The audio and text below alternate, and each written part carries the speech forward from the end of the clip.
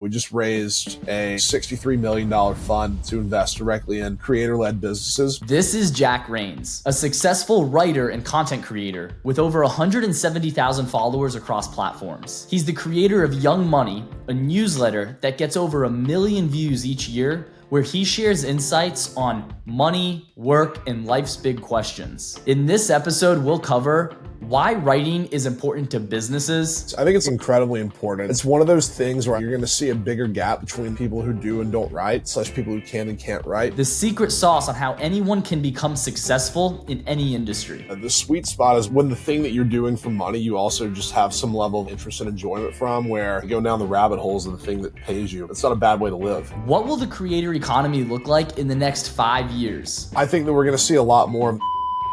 How will AI impact writing and content creation? I think that we're going to see a lot of people that just become increasingly reliant on outsourcing too much of the writing / thinking process to a robot. I think that people are overestimating how much AI discounts the value of really human things. And what's the best platform to start creating online, according to Jake? I think that the most valuable one is probably.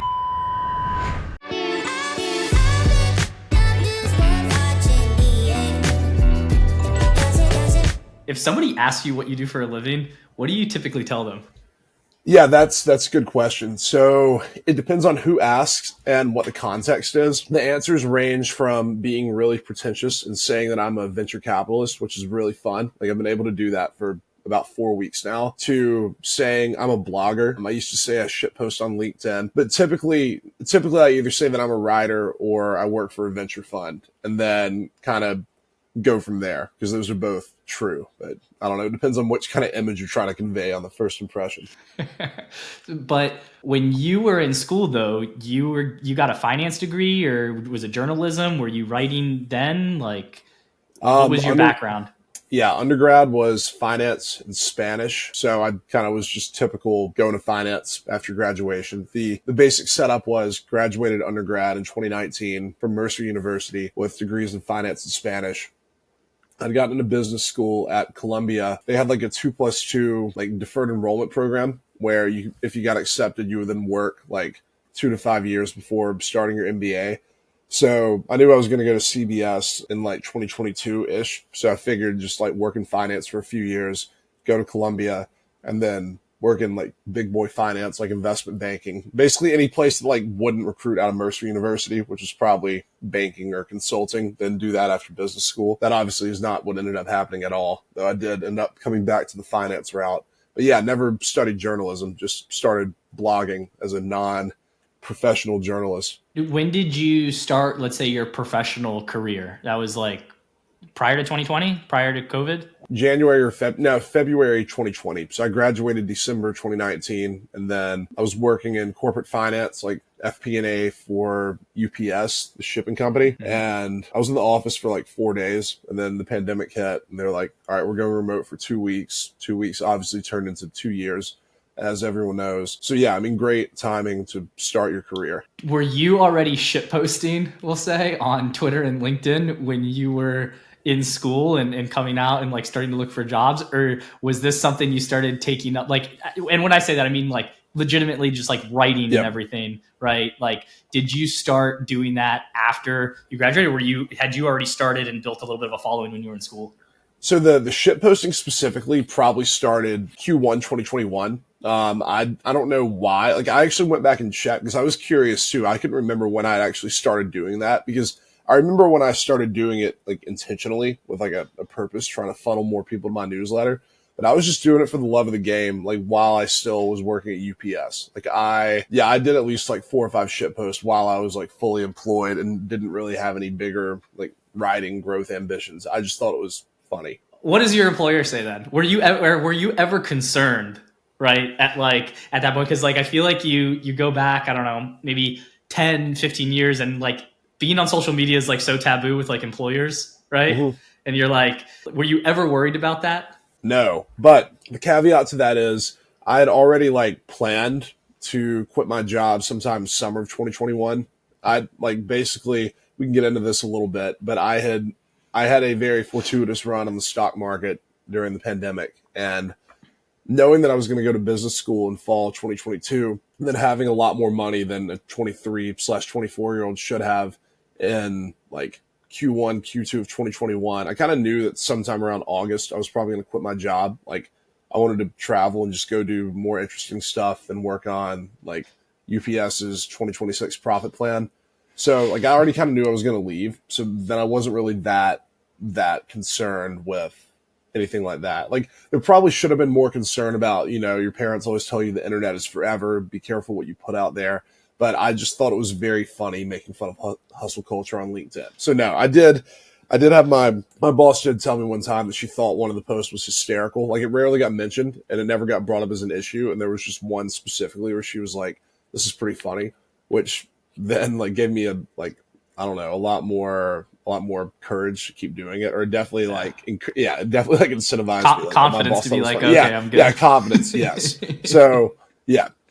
All right, so let's talk about this fortuitous run on the stock market. What were you trading? You were just day trading, or like what led to, I guess, you having success in the stock market?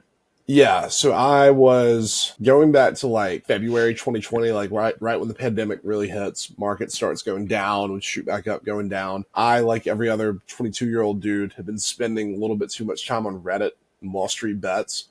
And initially it was literally just buying SPY puts, market tanked, thought I was a genius. Then the market recovered, realized I wasn't a genius because I bought more puts and basically lost the money that I made. So I was sitting there like with my kind of tail tucked between my legs thinking, all right, like I'm not doing that again. Like I made and lost like $15,000 up and down over the period of a month, and that hurt. And then I saw that DraftKings is going public through this thing called a SPAC. Funny enough, your cousin Jake actually was the one who was like, dude, you can buy DraftKings stock before it actually goes public. Check this out. I didn't really know what he was talking about. I thought he'd like had something totally misconstrued because he's not really a finance guy. He was actually 100% correct in this case. So I look into it and I'm like, oh, this is interesting. It's like a weird IPO vehicle. And long story short, like the DraftKings stock did very well. And all these companies that went public through SPACs also had warrants that were effectively call options. Like if you buy them, they're going to go up, and the stock doubles, the warrants are going to go up like 5 to 7x. So without like, I could talk like 30 minutes just on this alone without going too deep in the details. I got very good at figuring out which SPACs were going to blow up before they blew up effectively. And like at one point I parlayed $6,000 in my retirement account into $400,000 in like 9 months. And then I ended up, that bubble popped, and then I just like kept trying to trade stocks. And then I ended up losing like half of that, which wasn't great, but still net $6,000 into like close to $200,000 in about a year and a half wasn't bad. I was pretty happy with the performance. And then pretty good track record. Yeah, it's not bad. There was one point where my dad and uncle were like considering giving me some like family money to invest because I'd made so much, and that just would have, I mean, that should have been a screaming top signal, like just throw this thing in the S&P, which is what I should have done at 400. But you live and you learn. It's funny, you did well on all these SPACs, yet you're very also critical of the I don't know if you call him the SPAC king, but Chamath. Oh, total grifter. I mean, yeah, like horrible person. I don't know him, so I can't call him a horrible person, but like what he did to make money off of that stuff was like, it was a grift. Maybe he's a great person, and this was just like, explain that. Explain what Chamath was doing to make money off these SPACs. The way that it works is like if you're the SPAC sponsor, you put up some nominal amount of money up front. Like it's not a ton, but you then raise money from investors to fund a SPAC, which is effectively a bank account that just like, it's a publicly traded bank account effectively. They have like $100 million in them. And that SPAC exists to go find a private company that wants to go public.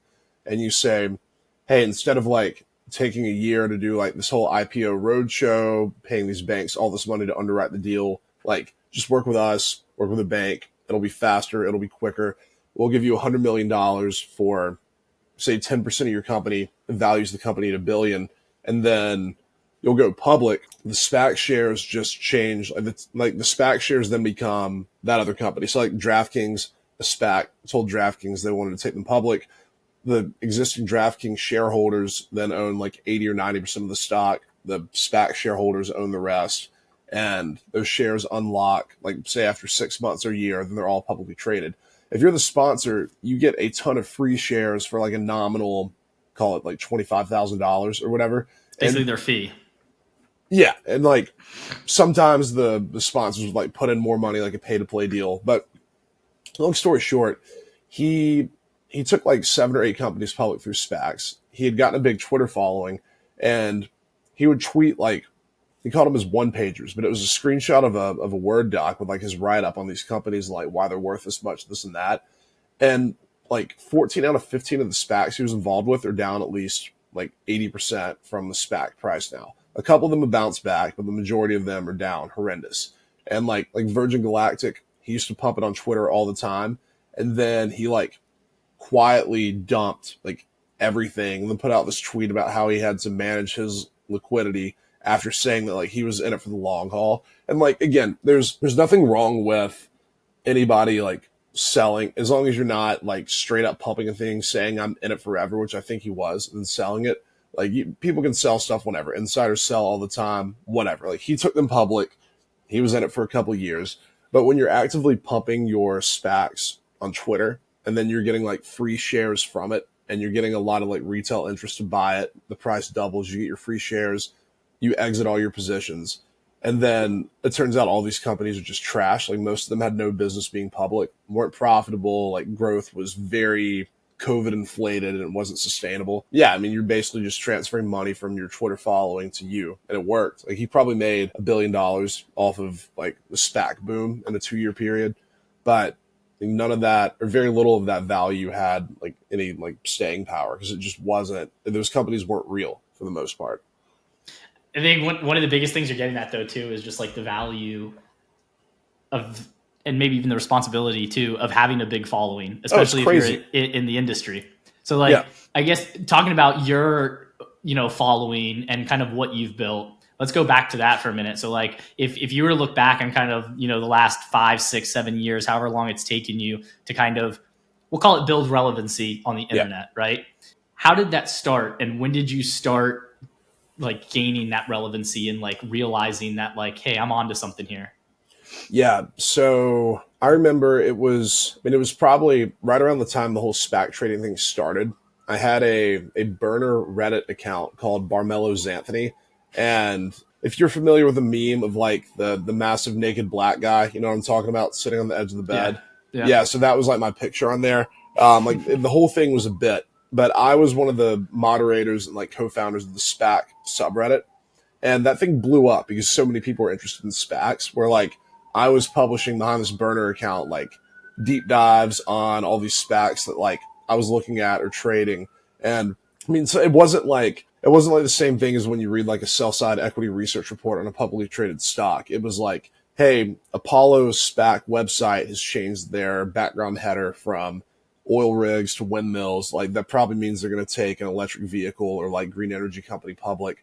I was right. Like I was a month early, but they announced a deal with Fisker Automotive, like stuff like that, like very niche stuff. And I got a pretty big following on Reddit from that. And then I was like, okay, this is like very interesting how you can disseminate information so quickly through the internet, like how people really like buy in and lock into stuff. And that subreddit now has like 200,000 followers or whatever. Are you still pretty active in there?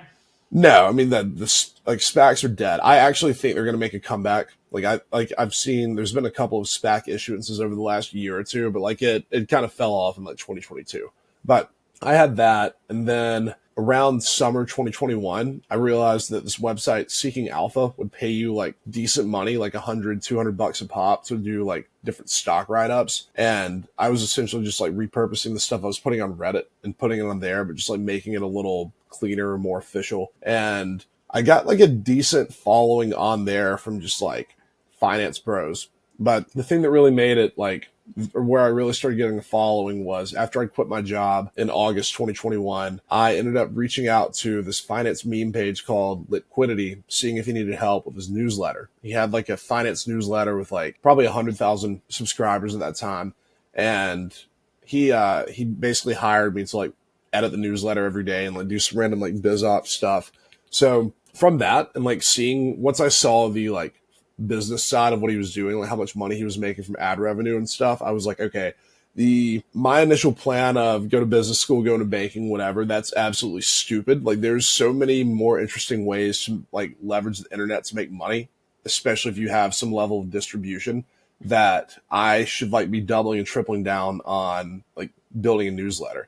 And luckily I just enjoyed writing and had a lot of thoughts that I wanted to put out on the internet where like it was, it's not that I was already writing on like a regular weekly cadence for fun, but there was like no, it was not difficult at all for me to start doing that. Like it was something I enjoyed doing. So yeah, I started blogging a lot, like started a Substack. I was writing, like putting out 1 or 2 blog posts a week. And then I got very, very loud and active on Twitter through that, where like anybody who I thought was interesting, I was always in their replies talking about stuff. Like Twitter just felt like such a cool, it was kind of like the lunchroom where like in like high school where like there's so many different conversations going on. And if you just walk by and overhear something interesting, you can jump in.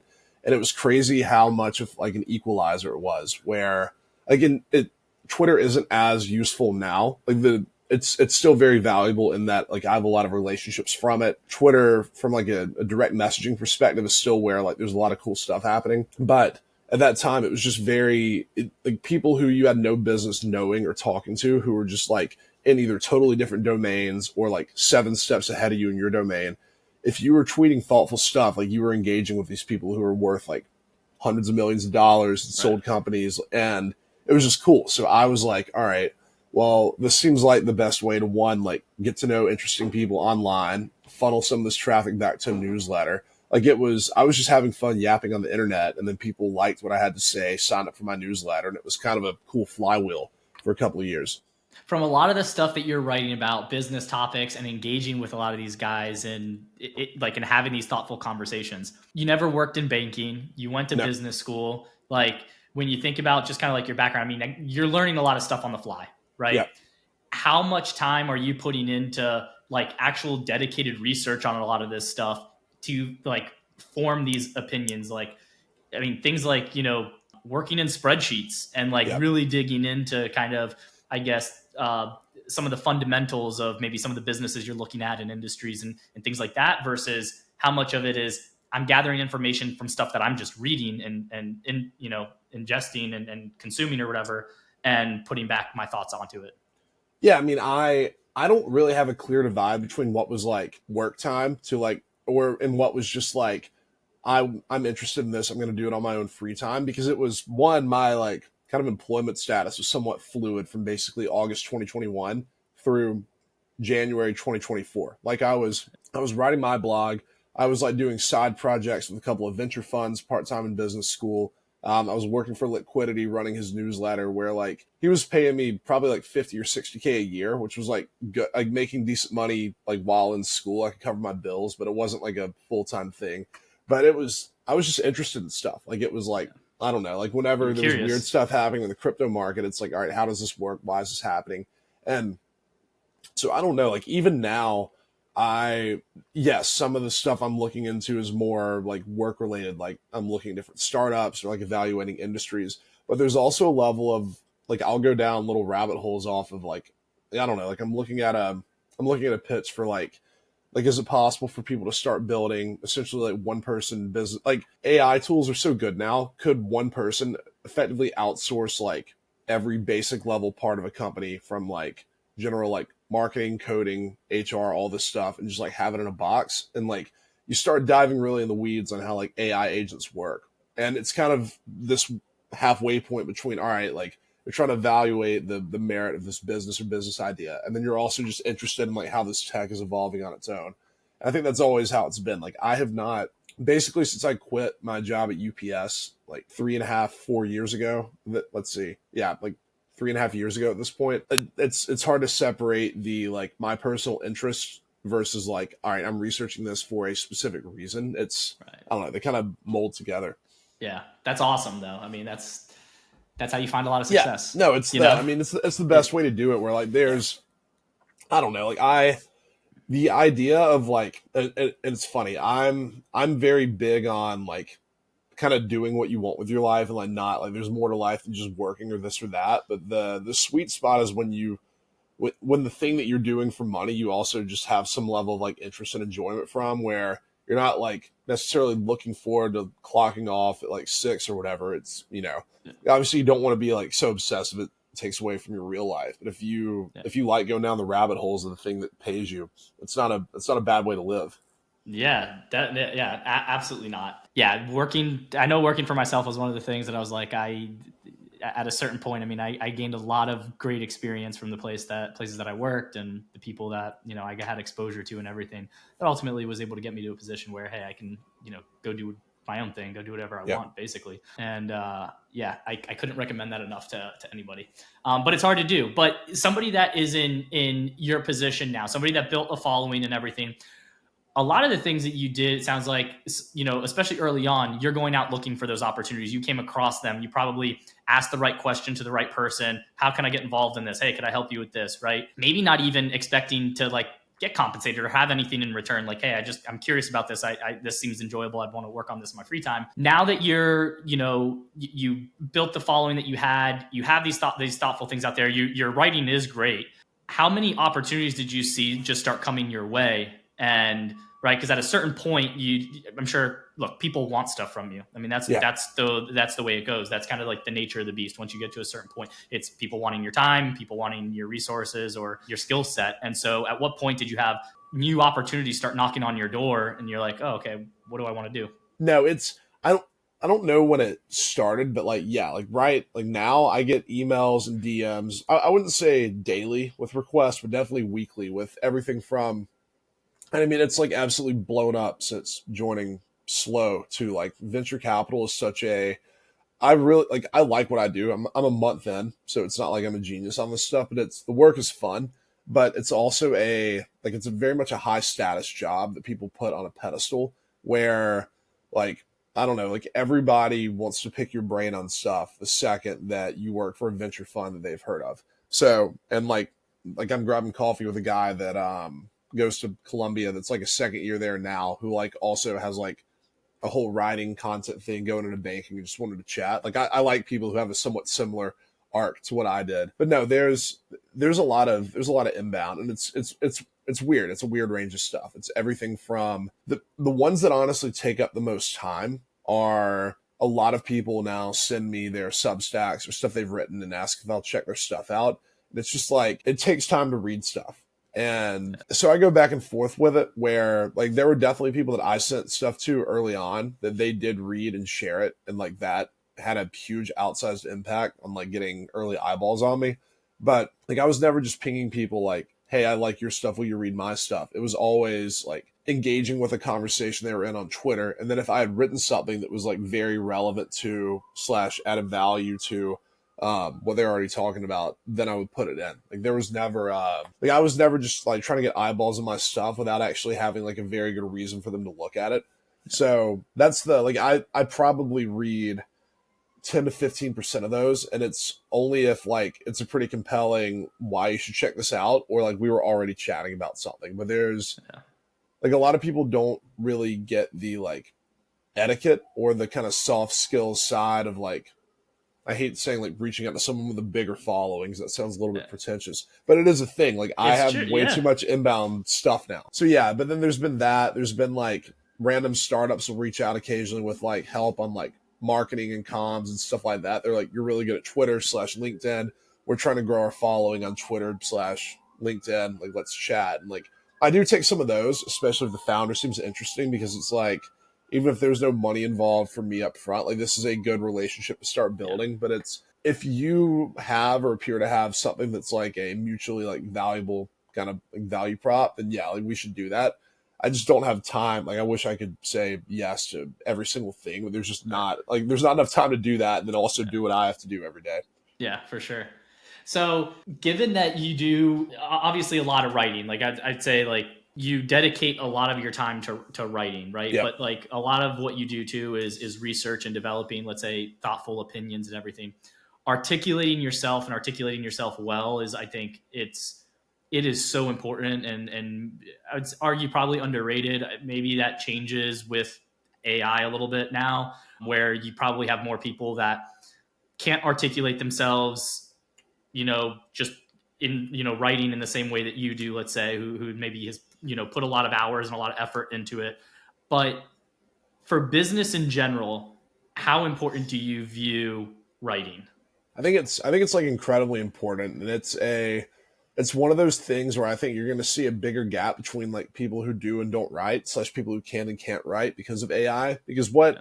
what AI does, and this is not just a writing thing. This is a broader thought that I have in general, is that it allows you to get the output without actually having like the knowledge synthesis yourself. So, for example, if like let's say I have to write up a buy memo on a startup that we're looking at, I could probably like there's a like I use this app. There's an app called Granola that automatically like records, transcribes, and like summarizes, synthesizes meetings. And it's very useful because if you're trying to actively take notes the whole time somebody's talking, like it's very tough to be fully locked in on what they're saying, to ask like deep questions and then also jot down all the answers. So it's very useful for that.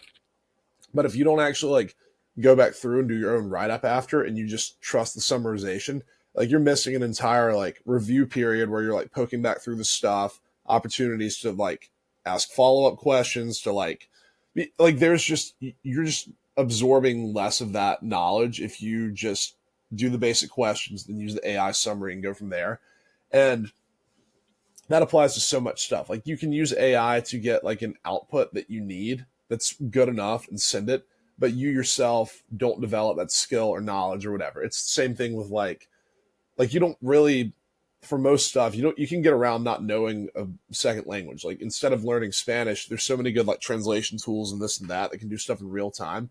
But then you yourself just like the the miss on that is you just don't ever learn Spanish. There's a value prop in being able to speak to people in their native language. If Same thing with coding. Like I can now build very average tools with Python without having to know how to code, but there's limits to that because I still don't know how to code. If the code gets big enough that you can't just feed it through Claude or ChatGPT, I don't know how to troubleshoot it because I don't really know what I'm reading. It's just like I'm very good at getting the prompts right. But yeah, the same thing with writing, where I think that you're going to see a lot of people get over reliant on it because it's easier and it saves time. And I think that like the AI upside, especially when it comes to writing, is being able to like one have like a kind of a brainstorming partner to like riff Yeah. back and forth with, and you can expedite a lot of the tedious parts of research. And like the sources aren't always right, but you can get 80 or 90% of the way there with like ChatGPT's research or Perplexity. I mean, there's so many tools out there, but you still actually need to go through and do the work of like, even if you make a first draft with AI, that's fine. You still need to heavily edit it where you're actually having like the knowledge synthesis of like finding the logic holes and what you're looking at, because the AI summary should be like the very early first draft of anything you do, but then you need to go in and do the work after. And I think that we're going to see a lot of people that just become increasingly reliant on outsourcing too much of the writing slash thinking process to a robot, and then they themselves don't like, they're missing out on a lot of like knowledge upside. Yeah, and I think one of the things to kind of say to add to that is business, finance in general, VC world and investing, it's a very heavy relationship business. It'll be very easy for people to get caught with their pants down after writing maybe something that would be technical, that they don't actually know, a lot of the things that are maybe in there, know a lot of Yeah. the details. And all of a sudden you're in a conversation, you're in a meeting where you have to be really brushed up on some of those topics, and you'll be put in situations where you're going to look really bad. That's 100%. It's like even if you're in a situation where you don't know, like nobody's an expert on everything, by trying to like write out the memo, you will at least already know the things that you don't know. So when you go into that meeting, you're not going to get blindsided. Like you'll already right. be prepared for like, I need to look more into this. I know this, versus getting hit with a question that you just weren't at all prepared for. Like it, it doesn't, it's not a Herculean effort to at least figure out where the holes are. It does take more time to go deeper, but you can at least have that minimum level of preparation. And if you're overly reliant on AI, you lose that. I think like a lot of people are worried about AI replacing writers beyond the like job task oriented writing, just like in general. And I also am just I don't believe that idea at all. Like the current AI is new, but this isn't the first time that we've had like a technology that can like hypothetically do something as good or better than a human. And when it comes to like when it comes to anything that's like art slash effort related, people appreciate the like human connection side of the thing more. Like my example is robots are better than us at chess now, but like nobody actually cares to watch two robots play chess. They like watching one guy beat another guy. Like we have robots that can power lift more than the strongest human. We've been able to do that forever. But you like seeing some just massive dude pick up 600 pounds, right? And people don't really like listening. Like, if people know that art is made from AI or music or whatever, it cheapens it. Like, there's a Van Gogh painting is worth millions of dollars. An identical AI copy of that is worth nothing. It's the artist himself is where the value comes from, because people connect to, like, there's something about the human spirit that just connects to other people doing stuff. So I think on the writing front, as long as we have the ability to distinguish what is AI and what isn't, and like I think we're always going to be able to tell if people actually wrote stuff. Yeah, I mean, I think that people are overestimating how much AI discounts the value of like really human things. I guess just kind of like thinking on the fly, just creator economy in general, like thinking about, let's say, a newsletter, a podcast, or whatever. Newsletter would probably be a good example, right? You may have something that's getting out there with some distribution, but the fact that you, Jack Rains, or whoever an author is of a particular newsletter, is out there on X or on LinkedIn, and people know kind of in your case, like where Young Money's coming from, right? Yep. And who's behind it. I think that's spot on, that there's that human element there and there's a connection. That's one of the benefits, I guess, to having, something like, the platforms like X and LinkedIn and I guess even Instagram. What do you think happens with the creator economy in general, these social media platforms over the course of the next, few years? I think that, something that you've pointed out before, there's the huge wave of I think people that, found ways to make money on the internet through, we'll call it, being influencers and this creator economy during, we'll call it the COVID era. And that's gone. Right. I would say it's probably, somewhat dead, or at least it's not as active as it used to be. How do you separate yourself from a lot of the noise that's out there? And what does the creator economy look like for, I don't know, the next few years? What does the future of this look like? Yeah, I mean, there was like I myself also overestimated the good times from 2021. Like, there was, looking at like newsletter subscriber growth rates and then like ad revenue rates, I had this idea that if I got to like say 50,000 plus newsletter subscribers, I could probably make $250,000 a year from a weekly newsletter, which sounds insane now because I have like 70,000 subscribers. I would say I'm a way better writer than I was 3 years ago. But that, like, the ad markets tank, and there's also a lot of people launch newsletters where that's part of what brought ad revenue prices down. There's just a big supply of like newsletter real estate. But so yeah, there was an entire version of, oh yeah, this is going to last forever. No, that wasn't true. It's actually like very hard to make that stuff work. I was fortunate that I did build a pretty big following when it was easy to do so. Like, it really feels like starting a newsletter today would be so much harder. Like, it feels like the drawbridge has really come up on at least the easy growth. Like, I've got enough of the following now where like I don't really have to actively try to grow it, where I still get a decent number of followers, subscribers every week. Yeah, the biggest shift is like it got harder, but, and this is like we can go a little more into this, but like kind of related to the new job I have, like the fund I work for is Slow. We just raised a like $63 million fund to invest directly in creator-led businesses. And I think that we're going to see a lot more of this, like people who've built big distribution, building businesses off of it for two reasons. One, if you have like 500,000 followers, subscribers, whatever metric you want to go by, and they're very, very engaged on your thing, and your content is about a very specific niche, there's a good chance they'll buy from you.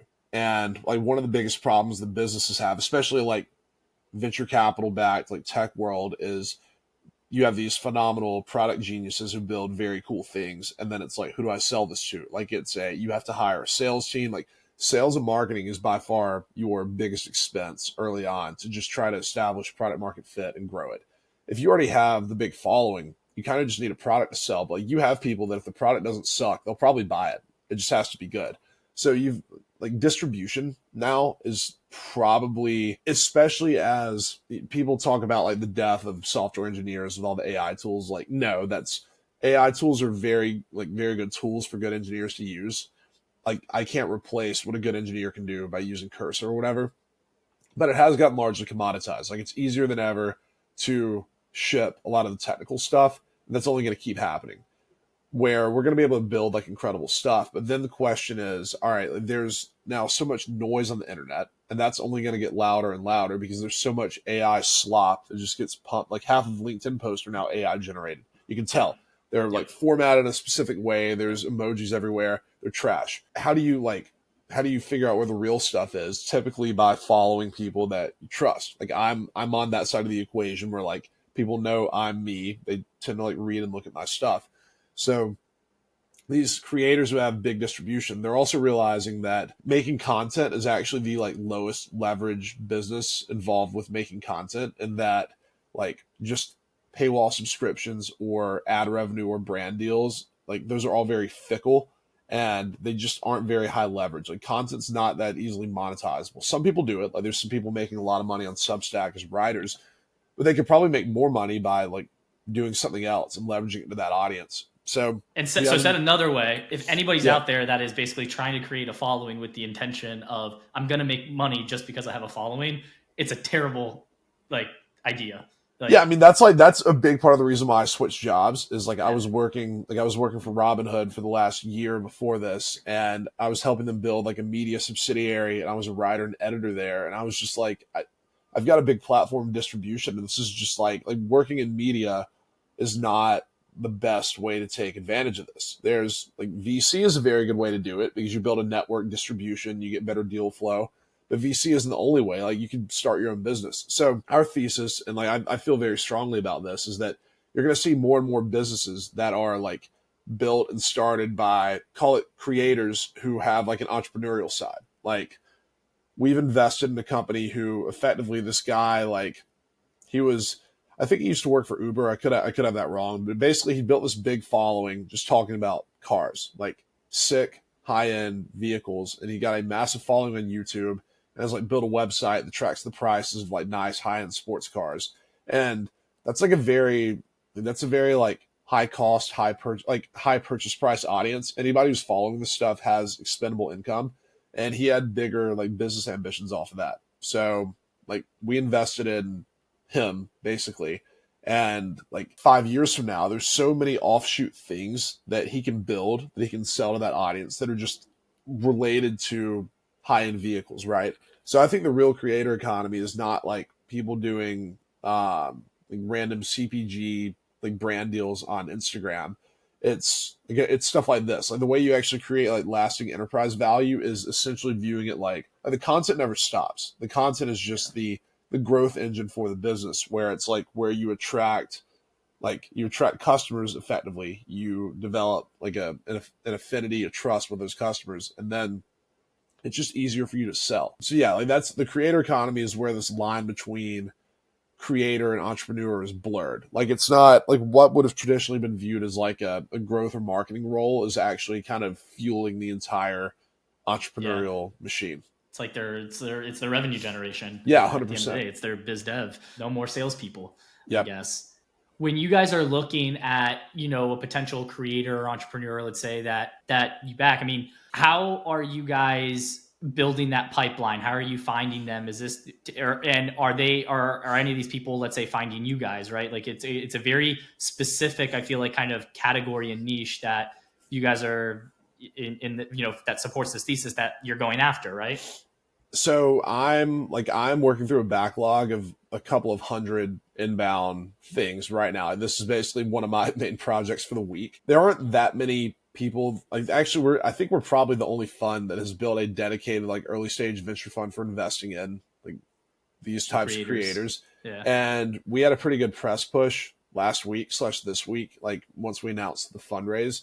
And like the amount of inbound we've gotten, like I'm meeting with 3 people today about this, where like either they themselves are a creator who wants to chat, who like look through their stuff and I'm like, all right, this is interesting. Or somebody who works somewhere like media space where they're very like finger on the pulse of kind of who are the movers and shakers in the space to talk about how we can like collaborate on this. But it's almost entirely all inbound from either creators themselves or people who saw our post where they're like, hey, you should check out this guy, this guy, this guy. I probably got 30, 40 directly from like replies to my newsletter on Monday or like DMs on LinkedIn, Twitter, stuff like that. Megan, who's like our partner that runs the creator fund, hundreds. I don't know the exact number, but like hundreds of inbound. So it's almost all entirely inbound. And then it's on us to go through and actually separate the, like, all right, this guy has like 30,000 Instagram influencer or 30,000 Instagram followers, to the person who has built like a pretty strong brand and kind of has a business plan already mapped out, where they were like, I kind of just needed funding. And those are the ones that we look for, right? Where they have like, one, if you have like multiple years of doing this at this point, it's a very good signal that like you're in it for the long haul. And two, your audience is just way more locked in on what you're doing at that point. But yeah, it's pretty much all inbound. On the platforms that you're looking at, I mean, if between YouTube, let's say X, LinkedIn, or just having a website, and also anonymous versus not anonymous, what are the most high value places from a platform standpoint? And what is more high value between being anonymous versus being, out in the open, people know who you are? I think as a general rule, being non-anonymous is more valuable. Like I've seen it firsthand with working for Liquidity. Like it's easier for him to do business deals now that his identity's out there. Like I don't know, like if he's like investing in a company, it's easier when it's him, right? And that applies there. I can't think of a situation off the top of my head, but there's definitely like examples where being anonymous, that in itself is like creates a lot of value or mystique or interest. There will be situations, there probably are some now, where like the state of being anonymous is just valuable in and of itself. I would say that's a minority of cases. As far as platforms, the platform itself doesn't matter as much. I mean, from direct like ad revenue, a big YouTube following that's engaged is probably best, but we're not investing to get like a share of ad revenue. Like if we do get a portion of that, that's fine. But the longer term value is in like enterprise value created from the business. Yeah. So I think that the most valuable one is probably having like a big engaged newsletter, just because it's the only audience that you actually own. I mean, I've thought this is starting mine, but like there's so much platform risk. Like people who are big on TikTok are having like an existential crisis right now, given what's happening with TikTok, ban, not ban, whatever, where they're trying to diversify to YouTube and Instagram, but it's tough. So having a big platform or big following on any platform is good, but newsletters and then probably podcasts after that, because if you have like the podcast that you follow on Spotify, Apple Podcasts, like they're always popping up at the top of your feed when they put new stuff out. Those are really the only two where if people are following it, they're going to see it in a domain where like they probably check regularly, which is good. Newsletter being number one because everybody always checks their email, podcast after that. But the platform itself is less important than like the overall interest and engagement. Basically, like how obsessed is this audience with this creator / his niche? And it's like the more obsessed they are, the smaller you can make that audience where it's still valuable. Like a million followers across Instagram and TikTok for like a very low intent, say like college age, just general prank video audience, probably not that valuable. The example of the guy like doing the high end cars content, very valuable, even if his following is half the size. So it's more like audience obsession combined with like audience obsession, specific niche thing that's valuable, and then size after that. Who are some of your best follows that you would say like, hey, here are my favorite newsletters, maybe my favorite creators, go follow them, go check them out on these platforms? Yeah, so I can go through newsletters. Let's see which newsletters I'm subscribed to that are coming in this morning. Matt Levine for like finance stuff. Everybody follows Matt Levine. Yep. He's goated. This girl, Emily Sundberg, I don't know are you familiar with her? She writes a newsletter called Feed Me. I don't even really know how to describe it, but it's a daily newsletter where there's like a short column on something in like business, culture, what's going on. Like I'd say it's like New York skewed, but just like general, like everything from like she'll do stuff about like JP Morgan's return to office stuff, but actually have quotes from people working for JP Morgan who are either pissed about it, pumped about it, whatever. Like it's business culture and like gossipy skewed, and it's just good. Like I think she's probably one of the best curators of what's going on every day. So hers is great. Matt Levine's is great. This guy, Rob Henderson, he wrote a book called Troubled, and it's awesome about like growing up in an orphanage, foster homes, whatever. And like he writes a lot about some mixture of like politics, relationships, and the human condition. He's just like a very good thinker that surfaces interesting stuff. Those are three that I read pretty much every time new stuff comes out. If you were to look at I would say creators that have big platforms that would be coined with maybe being the most obnoxious, and folks that probably had hit your feet at one time and you're like, I can't see this anymore. And like, I feel like everybody has kind of like that list of like, who are the big creators that their time has passed. Yeah, I mean, basically anybody who got one-shotted by politics on Twitter over the last like 3 years is just incredibly obnoxious. Like if more than 20% of your posts are politically skewed now, I hate you. And I don't really care like which side it is. There's like the entire like kind of like super right-leaning tech bro thing, especially most of the guys that were Democrats a few years ago. I just find obnoxious how one, like it's very obvious when people like opinion switch to like kind of kiss the ring and stay like on the right side of the winning team. But also it's just like it's obnoxious to see people just doing like victory laps and dunks on like political stuff, especially when half the time their analysis is just entirely wrong or skewed or based on like either irrelevant or like I hate the term misinformation because that got abused, but legitimate like they're treating like opinions as facts, right? And anybody who was interesting and then went down the kind of political rabbit hole sucks. Like that's the worst possible arc. And it gets a lot of engagement, but it's like a general rule of thumb is like the more political content people put out there, the more I probably just hate you. I think Jason Calacanis said this, and it's funny. I was talking to a couple other guys on podcast the other day. I don't know if you're familiar with SMB attorney Eric. Yes. And, and Kevin, his partner Henderson. And I think they both probably have, different views on, slightly different views on politics. But I heard Jason say this one time on All In, or maybe he tweeted it recently. And I think it's really good takeaway. And I got to be careful sometimes too, especially when I'm like consuming something and having a knee jerk reaction to it. Like everybody does that. I think there's a human element to that, but it's waiting 72 hours before you make a judgment on something, like right when you read it, and like come back to it and see if it's still right.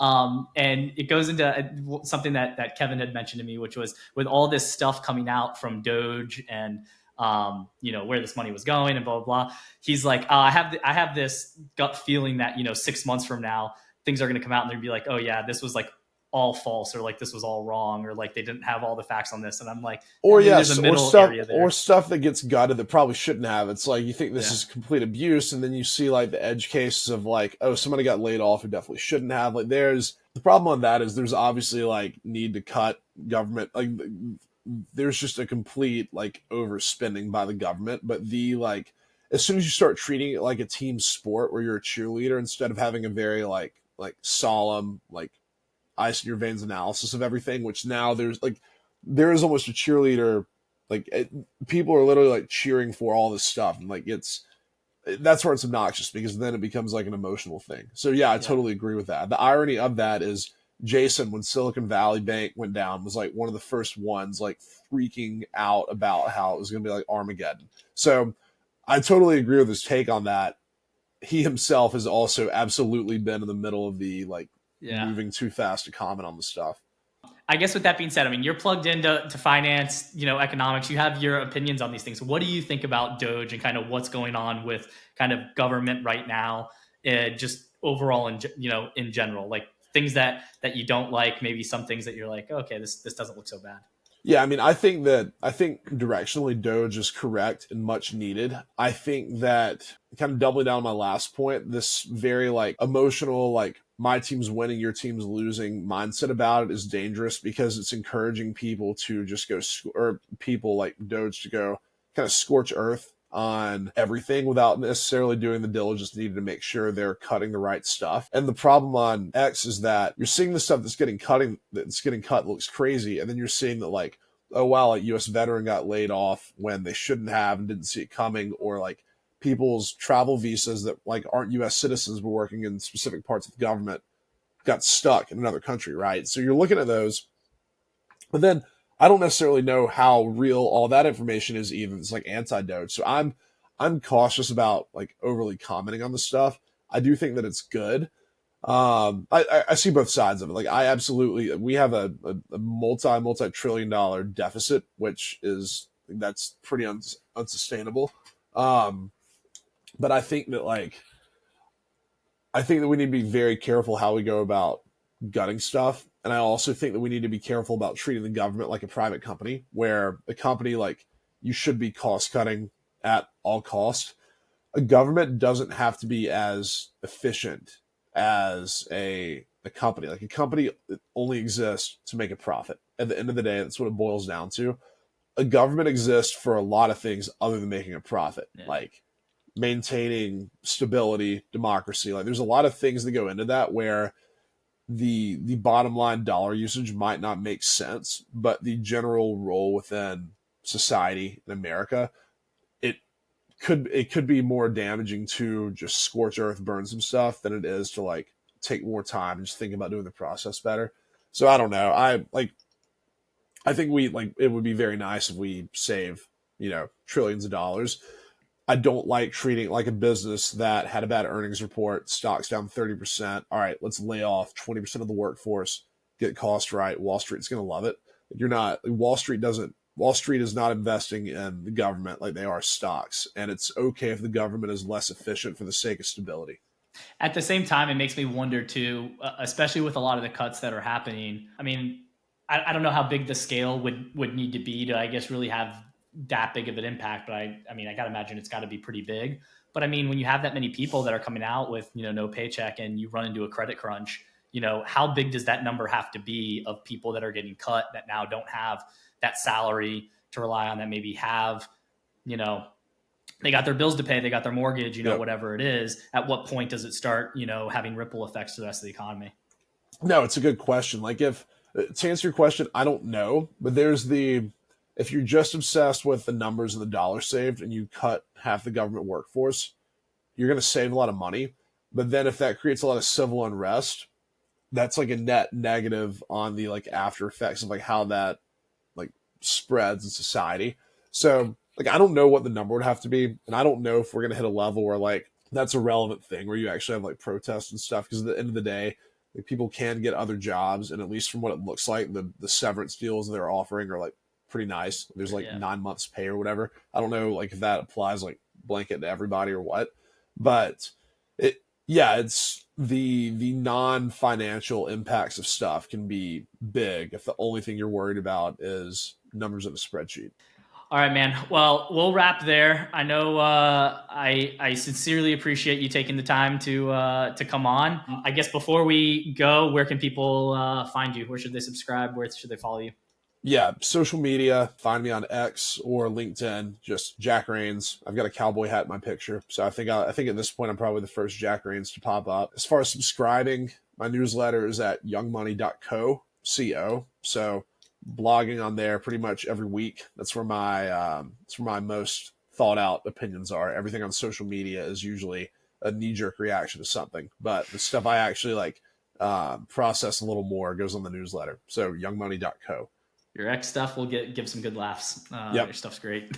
Appreciate it. Yeah, man. All right, man. Well, thanks for joining, and we'll chat soon. Good luck on the new gig. Yeah, appreciate it. See you, Pablo. Thanks for tuning in to this episode of the Roads and Riches podcast. If you're enjoying the show, please consider liking, subscribing, commenting.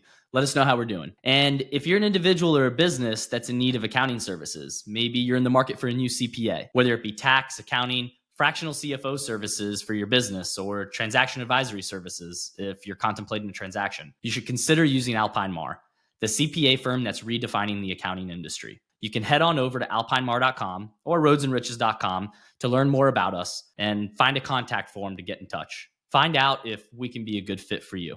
We'll see you next time on the Roads and Riches pod.